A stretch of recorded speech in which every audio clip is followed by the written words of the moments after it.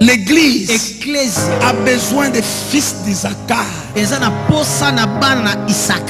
Le problème de l'église corps de Christ, particulièrement dans cette nation, soit ils n'ont pas de fils d'Isaac, soit ils n'écoutent pas les fils d'Isaac. Que les rassemblements des fils d'Issachar soient un cadre où les gens viendront de partout dans le monde entier pour savoir c'est quoi la voie de l'Éternel. Avant d'investir l'argent, dans certaines entreprises, que l'on vienne dans des cadres pareils pour écouter Dieu. Parce que je crois que Dieu peut nous diriger dans n'importe quelle circonstance. L'église, merci à vous. L'église a besoin des fils d'Isaac. Le problème de l'église corps de Christ, particulièrement dans cette nation, soit ils n'ont pas de fils d'Isaac, soit ils n'écoutent pas les fils d'Isaac. Dieu est le maître des temps et des circonstances. Chaque période de l'année n'est pas la même. Les mamans savent qu'on ne conçoit pas à chaque période. Il y a des périodes précises. Et il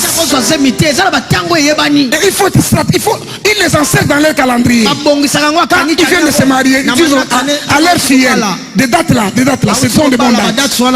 Mais l'église n'a pas l'intelligence des temps. Ils savent pas ce qu'il faut faire et quand il faut le faire. Nos programmes sont stratégiques.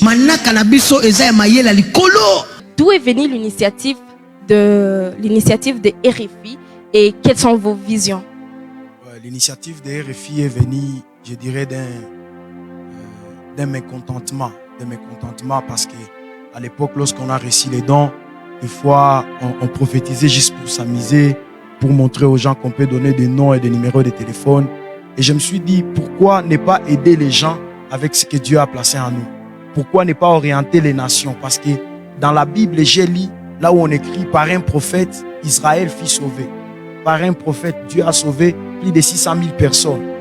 Je me suis dit pourquoi nous ne pouvons pas utiliser ce que Dieu nous a donné pour aider les gens, pour aider les nations.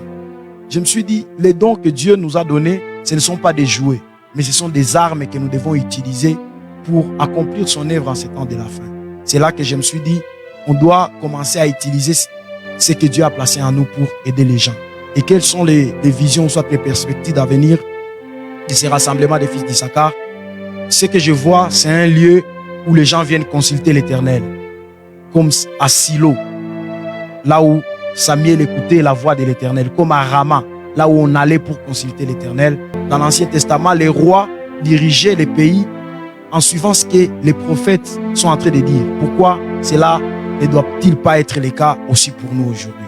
C'est ça les perspectives d'avenir. Moi, je dirais à la fin, ainsi dit l'Éternel. Amen.